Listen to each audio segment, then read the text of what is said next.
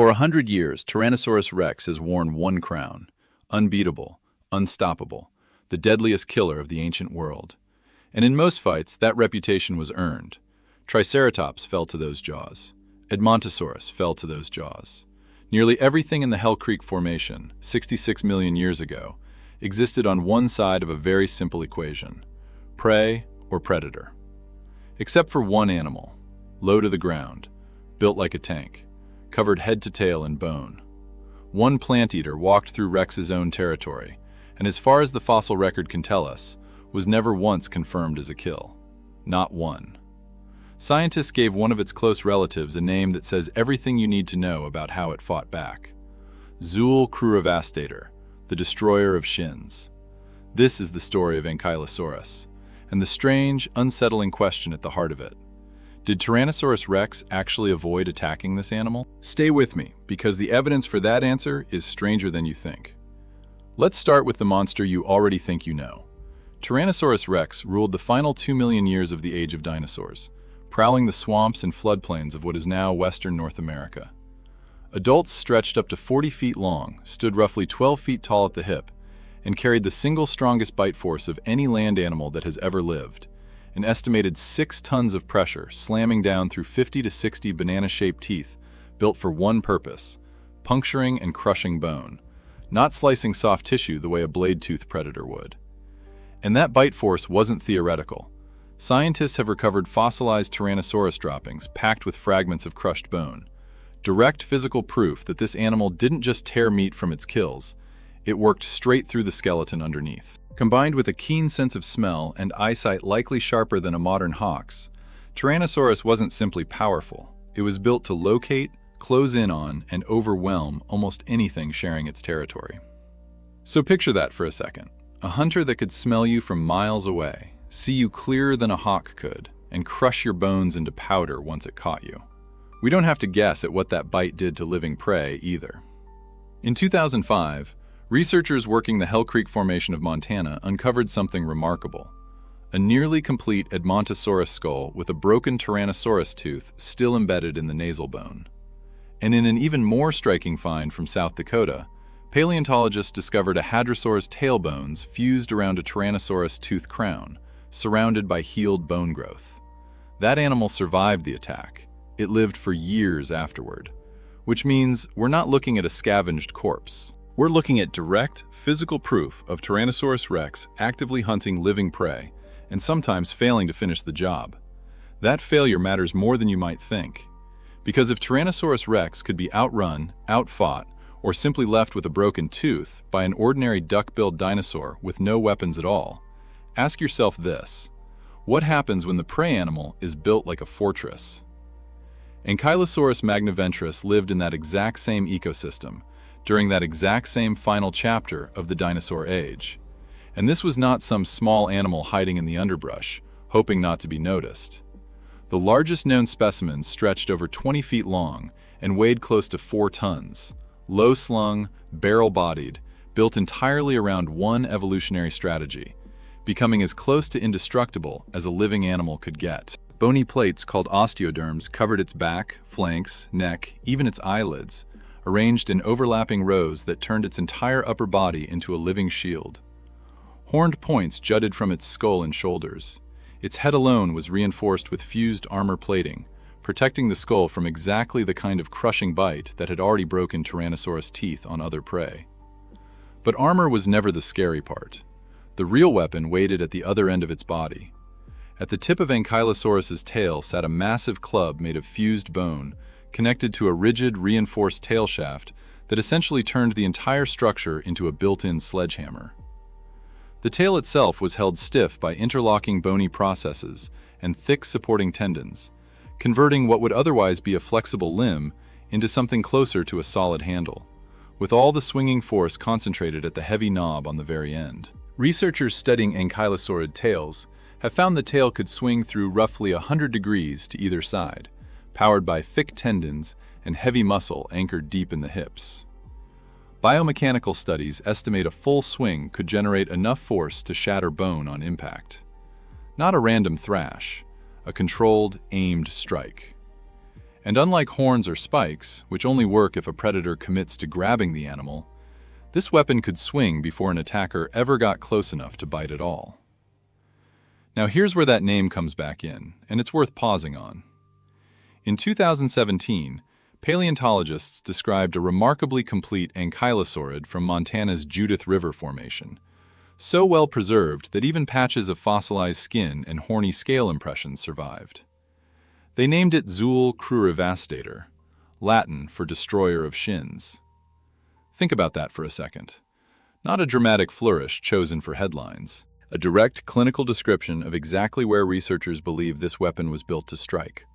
The lower legs of a large, two-legged predator standing directly behind or beside the animal. Precisely where a hunting Tyrannosaurus would need to position itself to bite. Zuul itself lived somewhat earlier and in a different formation than Ankylosaurus, but the two animals shared the same basic body plan and the same fused, weaponized tail.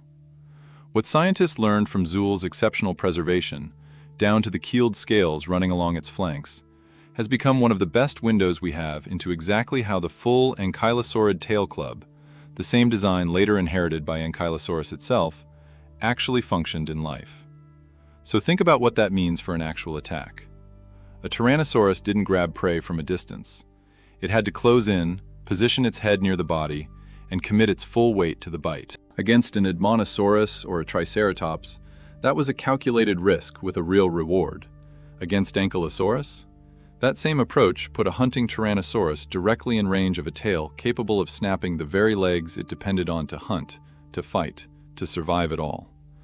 A broken shin doesn't just end one meal. In a world with no veterinarians and no easy recovery, it can end everything. No confirmed fossil evidence has ever shown a direct fight between these two animals. No tooth marks matched precisely to Ankylosaurus bone. No broken Tyrannosaurus leg linked definitively to a tail club strike.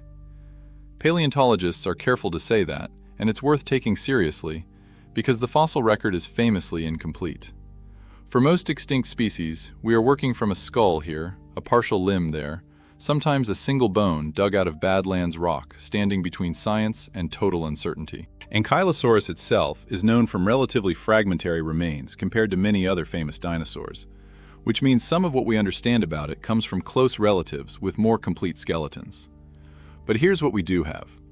Something almost as telling as a smoking gun, an absence. Despite Tyrannosaurus and Ankylosaurus sharing the same rivers, the same forests, and the same final 2 million years of the Cretaceous, we have far more direct evidence of Tyrannosaurus successfully attacking hadrosaurs and even Triceratops than we have of it ever bringing down an Ankylosaurus. Not one confirmed case. Not one. That gap could simply reflect how rare fossilization is in general. Or, ask yourself this, it could reflect something about the risk calculation a hunting Tyrannosaurus faced every single time it eyed a target that could break its legs in one swing. Some researchers now argue that's not a coincidence. It may be a pattern. Ankylosaurus wasn't the only armored dinosaur walking through Tyrannosaurus territory, and comparing it to its cousins actually makes its case stronger. Edmontonia, a heavily armored relative from the sister family Nodosauridae, shared many of the same late Cretaceous ecosystems, but evolved along a completely different defensive path, appearing slightly earlier in the fossil record. It had no tail club at all. Instead, Edmontonia carried massive spikes across its shoulders and neck, some projecting forward at an angle that would have made any predator's approach from the front a genuinely dangerous proposition.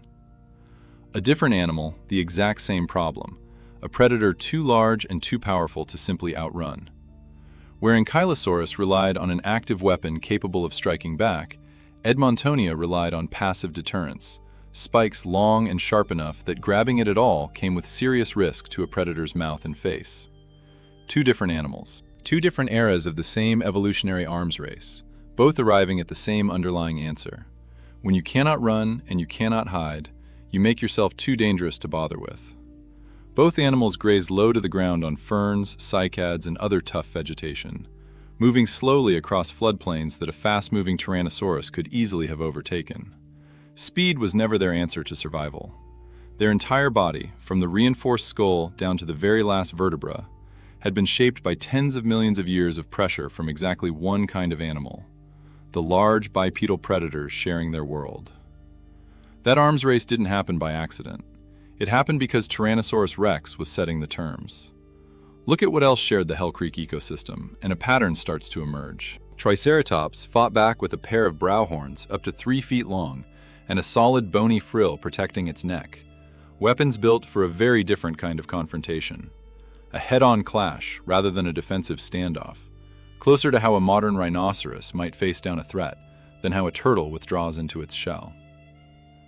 Edmontosaurus had no weapons at all, relying instead on speed, herd numbers, and sheer population size to keep enough individuals alive.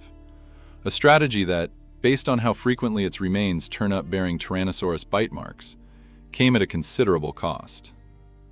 And Ankylosaurus, alone among them, built a body that didn't need to run, didn't need a herd, and didn't need to win a fight head-on.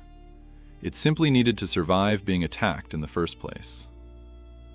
3 different herbivores, the exact same river valleys, the exact same forests, the exact same predator. 3 completely different survival strategies, each one a separate answer to a single unavoidable question. How do you stay alive next to the strongest bite force in the history of land animals? All of them shaped by the exact same pressure, an apex predator hunting across the same territory for 2 million uninterrupted years. So, did Tyrannosaurus Rex actually avoid Ankylosaurus? Here's the honest answer, and it's not the one you might be hoping for. We don't know for certain, and any paleontologist worth listening to will tell you the same thing. We have no fossil showing the 2 animals locked in combat, no smoking gun. What we do have is a heavily armored 4-ton animal that lived directly alongside history's most powerful bite for 2 million years, walked away from the fossil record without a single confirmed kill attributed to it, and carried a weapon specifically shaped to break the legs of exactly the kind of predator hunting it. Maybe Tyrannosaurus Rex occasionally tested an Ankylosaurus and simply lost, leaving no trace behind for us to find. Maybe younger, more reckless individuals took that risk, while older, more experienced hunters learned to look elsewhere for an easier meal. Or maybe, across those 2 million years, in that one river valley, evolution had finally produced an answer even the tyrant king preferred not to test. We may never know exactly how many times that standoff happened. Tyrant against tank. 6 tons of bite force facing down a sledgehammer built from solid bone. But the fossil record leaves us with an animal that never had to prove it could win. It only had to make attacking it too expensive to try. Which of these 2 animals do you think would have backed down first? Let us know in the comments below. Don't forget to like, subscribe, and turn on notifications to keep exploring the most extraordinary and dangerous chapters of life on Earth with us.